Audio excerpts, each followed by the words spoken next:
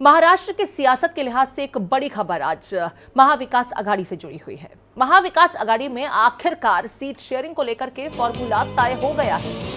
तो महाराष्ट्र की सियासत से जुड़ी बड़ी खबर हम आपको बता रहे हैं। महाविकास आघाड़ी में सीट शेयरिंग को लेकर के आखिरकार फॉर्मूला तय हो गया है। अब इस नए फॉर्मूले के तहत आपको बता दें कि किन किन पार्टियों को कितनी सीटें मिलेंगी। महाविकास में सीट शेयरिंग को लेकर जो फॉर्मूला तय किया गया है उसके तहत शिवसेना यूबीटी को 21 सीटों पर अपने उम्मीदवार उतारने हैं। एनसीपी के 10 सीटों पर उम्मीदवार मैदान में रहेंगे। वहीं कांग्रेस पार्टी के 17 लोकसभा सीटों पर उम्मीदवार चुनावी रण में उतरेंगे। तो 48 सीटों को लेकर के जो फॉर्मूला निकाला गया है वो हम आपको बता रहे हैं। महाविकास आघाड़ी को लेकर के बीते दिनों कहा जा रहा था कि सीट को लेकर के सामंजस्य नहीं बन पा रहा है, कोई फॉर्मूला नहीं है ऐसा जिस पर सभी राजी हों। और आखिरकार आज एक प्रेस कॉन्फ्रेंस हुई और तीनों ही दलों के जो नेता हैं वो इस प्रेस कॉन्फ्रेंस में शामिल रहे। शिवसेना यूबीटी 21, कांग्रेस 17 और एनसीपी शरद पवार 10 सीटों पर चुनावी मैदान में रहेंगे। तो ये है महाविकास आघाड़ी का महाराष्ट्र के रण को साधने के लिए सीट फॉर्मूला। आखिरकार सीट फॉर्मूले को लेकर के बात बन गई और अब इसके तहत शिवसेना यूबीटी के 21 उम्मीदवार लोकसभा चुनाव के इस रण में दावेदार रहेंगे शिवसेना यूबीटी की तरफ से। वहीं कांग्रेस के 17 उम्मीदवार और एनसीपी शरद पवार गुट से 10 उम्मीदवार जो हैं वो इस चुनावी समर में शिरकत करते नजर आएंगे। मेरे साथ आंचल तिवारी मुंबई से लाइव जुड़ गई हैं। आंचल, आखिरकार सीट शेयरिंग को लेकर के फॉर्मूला तो बन गया। इसके तहत शिवसेना यूबीटी को 21, कांग्रेस 17 और एनसीपी को 10 सीटों पर संतोष करना पड़ रहा है। जब प्रेस कॉन्फ्रेंस की गई तो ऐसा लगा कि सभी सामंजस्य के साथ हैं, कहीं कोई अब मनमुटाव नहीं है, कहीं कोई नाराजगी नहीं है।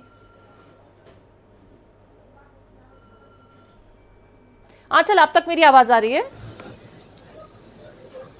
जी जी। आंचल, प्रेस कॉन्फ्रेंस की गई, तीनों ही पार्टियों के नेता इस प्रेस कॉन्फ्रेंस में रहे। ऐसा लगा कि कहीं कोई मनमुटाव अब नहीं है, सब सामंजस्य के साथ में सीट शेयरिंग के फॉर्मूले पर राजी हैं। जी बिल्कुल, काफ़ी दिनों से महाविकास आघाड़ी की बैठक चल रही थी, कई दौर की बातचीत हो चुकी थी लेकिन बात बनता नजर नहीं आ रहा था। लेकिन आज जो प्रेस कॉन्फ्रेंस महाविकास आघाड़ी की बुलाई गई थी उसमें शरद पवार के साथ ही साथ उद्धव ठाकरे, बालासाहेब थोराट, जितिन आवार, जो विपक्ष के जो गठबंधन के कई नेता हैं वो शामिल हुए थे। और सीट बंटवारे को लेकर जो तस्वीर है वो पूरे तरीके से साफ हो चुकी है कि कौन सी पार्टी कहाँ से चुनाव लड़ेगी। 21 सीटों पर शिवसेना चुनाव लड़ेगी, 17 सीटों पर कांग्रेस चुनाव लड़ेगी और एनसीपी 10 सीटों पर चुनाव लड़ेगी। 3 सीटों को लेकर सबसे ज्यादा विवाद था, जिसमें भिवंडी सीट था, सांगली सीट था और मुंबई नॉर्थ सीट था। वो भी आज क्लियर हो गया। टेक्निकल एरर है, आंचल की आवाज हम तक ठीक से नहीं पहुंच पा रही है। आंचल, आप किसी नेटवर्क जोन में पहुंच जाएं जहां आपकी आवाज हम तक ठीक से पहुंचे। इस बीच अपने दर्शकों को एक बार फिर से बता देते हैं कि महाराष्ट्र के रण को लेकर के महाविकास आघाड़ी का आखिरकार सीट शेयरिंग फॉर्मूला जो है वो तैयार हो गया है।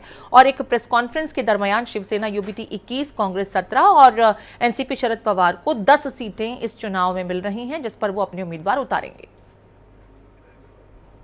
मैं रुक कर रही हूँ। आंचल, आप बता रही हैं कि फॉर्मूला जो है वो सब उस पर राजी दिखाई दे रहे हैं। अब जरा मुझे ये बताएं कि शिवसेना यूबीटी 21 सीटों पर महाराष्ट्र में फिलहाल जो शिवसेना की स्थिति है, इतने उम्मीदवार हैं उनके पास जो इस रण में इस महाविकास आघाड़ी की नैया को पार लगा सकेंगे?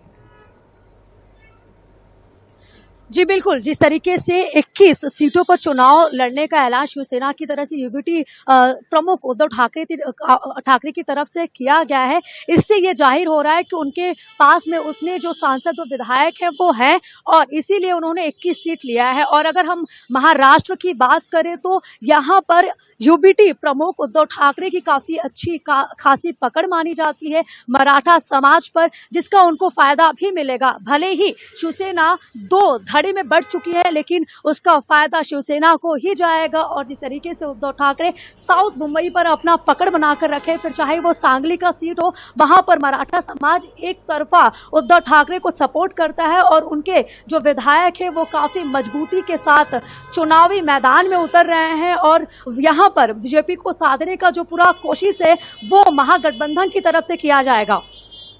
ठीक है, बहुत शुक्रिया आंचल तमाम अपडेट्स को साझा करने के लिए आपका। तो यहाँ आंचल बता रही थी कि किस तरीके से महाराष्ट्र के इस रण में लोकसभा सीटों पर अपने दिग्गजों को उतारने के लिए महाविकास आघाड़ी ने एक फॉर्मूला तैयार कर लिया है और इसके तहत शिवसेना यूबीटी 21, कांग्रेस 17 और एनसीपी शरद पवार के 10 उम्मीदवार चुनावी रण में उतरेंगे।